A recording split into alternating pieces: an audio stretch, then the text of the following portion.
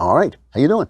Long time no see. It's good to see you. You were in New York. I was in New York, I was in New Haven, and I was in the air during the entirety of the Super Bowl. Were you really? I was, the whole time. You didn't miss much. I didn't miss very much. I don't think I saw less of the Super Bowl than the majority of Americans at this point. It was kind of interesting because I actually like defense, and the Rams have a couple of great defensive players, but it's not like baseball where defense, a well-pitched game is kind of exciting. It's like after a while, you're like, could you please score? Could you do anything? Could you, I landed last night at about 9 or 10 o'clock, and I landed in the terminal where the Rams had taken off from. Oh, yeah. So they had all these balloons over the entrance, and, it said there, "This is where champions depart."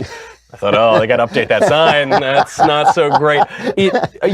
I very often you have me speak about things that I know nothing about. Never more has this been true than when it comes to football. You're not a football guy. I don't like football. I love baseball. Football I don't care about. But it looks like the American people are finally catching up with me. This Super Bowl has a 10-year low in ratings. Really? This is according to Deadline, just came out. I mean, the NFL has done everything they can. Why they let that guy, what's his name, Goodall, why they let him stay in position. He has done everything he can to destroy this organization. They just think they can go woke and never go broke, and it does not make sense. It is an amazing confluence of factors that some are political, some are administrative, and some are just scientific and the facts of the game that are driving people away from football. The future of football is not looking great. It really is not. Yeah. It's not. Just from a scientific perspective. Yeah.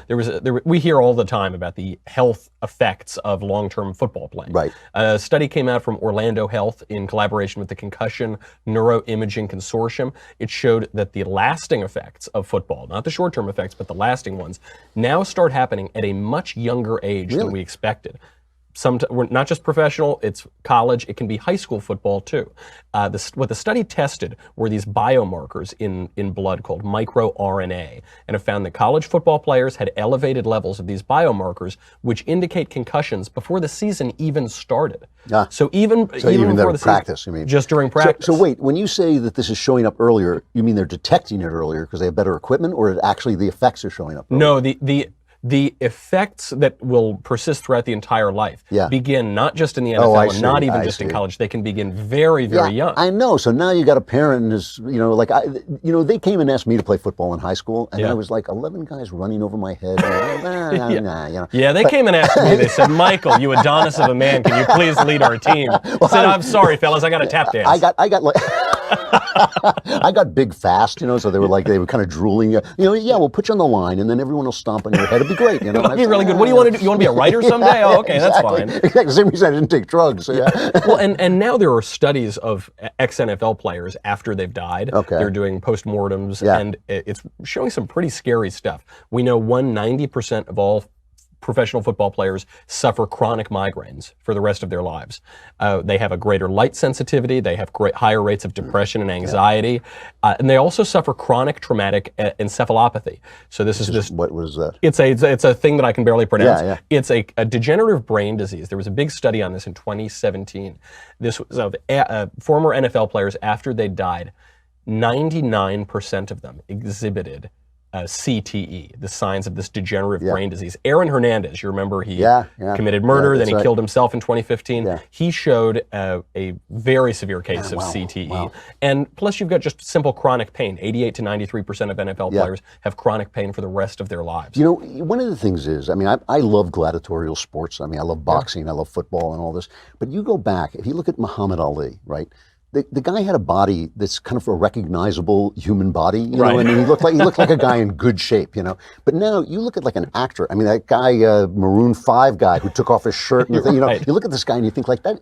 That is an amazing advance in people being in shape. So people are stronger, bigger, tougher, they train better, but the human head remains exactly as soft as it always was. That's so it's like now I watch a boxing match and the guy gets hit once and I'm like, stop the fight! Stop. Oh, dear God, get the man a doctor. Look at them, they're just machines. Right. And this is why now parents are not letting their kids play football. You saw, I'm about to endorse Kamala Harris in 2020. I did because of Trump? Donald Trump said that he wouldn't let Barron play football, and he then was extolling the virtues of soccer. I know, what the hell? This is bad. Impeachment now. We should impeach. I'm finally I on the mean, impeachment one way train. we could solve this is by bringing back gladiatorial slavery. You know, That's the only future of football. Exactly. I mean, because this isn't just anecdotally that the president says he wouldn't let his son play. There was a study in Arizona. Yeah. Fewer parents are letting them play. And since 2007, the National Association of State High Schools has noted that there's a drop in football interest. It's declining about 2 or 2.5% per year. Yeah. And that's an acceleration from previous levels of it dropping. So now people are asking, what's the future of football? Right. Some have said esports.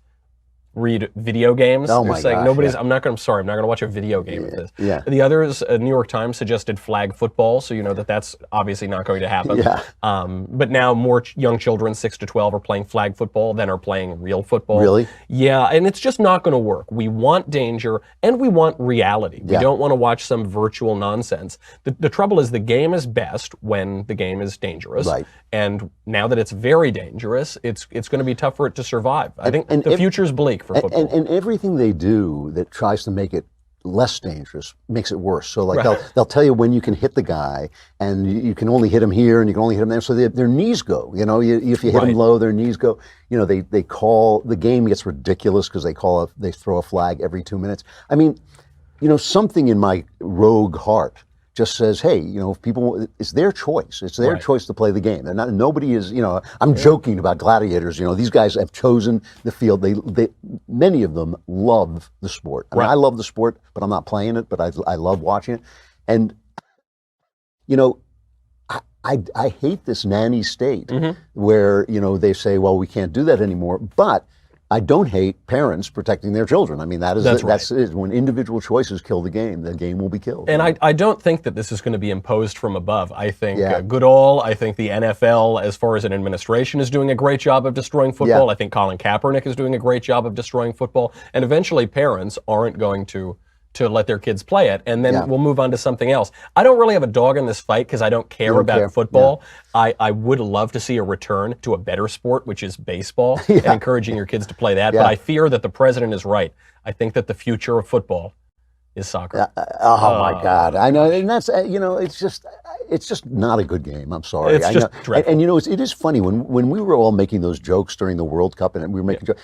All these people were like yelling at us. They were screaming. I mean, really, people were really angry.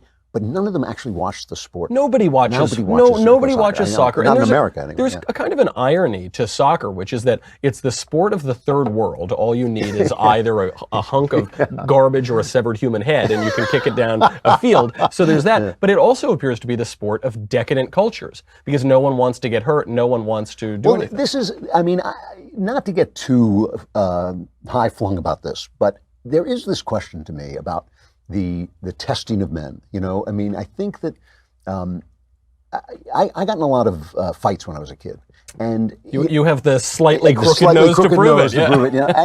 and you know, I hated it. I hated it then. I didn't like it then, and I haven't raised a hand in anger. Literally, I think the last fight I got into was outside a bowling alley when I was like 15, 16 years old, and I have not lifted a hand. I mean, I raised 2 kids. They never got like even a swat on the backside from me. I thought it was awful, but it did teach me I could take a punch. It did teach me that like I could throw a punch, and that what it felt like, so that I wouldn't be afraid if some guy was in my face. And people have gotten in my face, and they can see, the minute they look at me, they think like, oh, he's not going to back down. He knows what this is like. And you know, it is something. You know, I hate bullies. I mean, half the fights I got in were guys bullying other people. You know, but like being bullied, these terrible experiences do make men men.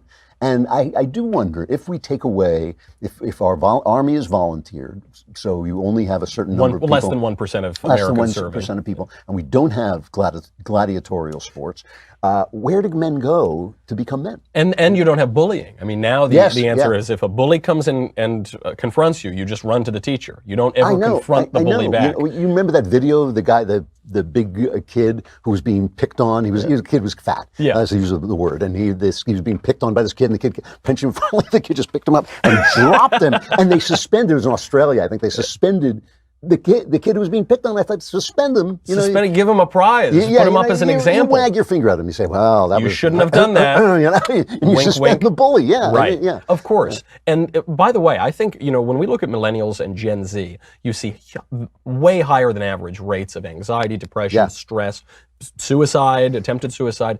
I think a good part of this fragility of the Yeah. safe space generation comes because they were never taught how to confront a bully, and so they enter into reality and they shatter. They are Yeah. horrified Yeah. by reality, and the more you take away of a little a vaccine of suffering when you're a kid, Yeah. the more you take away of a little exposure to it, you're going to leave them quite fragile when they become adults. I think it is true. It's one of these wonderful things that's built into freedom that makes freedom fall apart. All things fall apart.